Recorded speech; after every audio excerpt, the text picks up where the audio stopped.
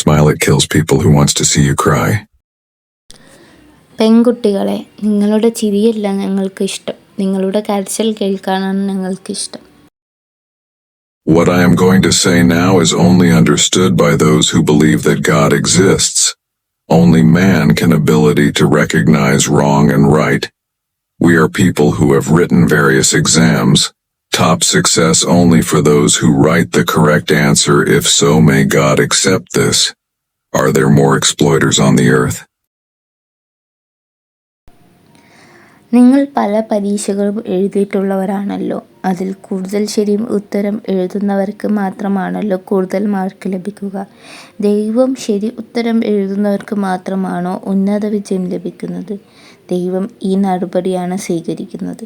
ഭൂമിയിൽ കൂടുതലുമുള്ളത് ചൂഷകരാണ്. To say we are good must be working for a lifetime. It only takes a second to say bad guy. God tells us now you can decide whatever you want.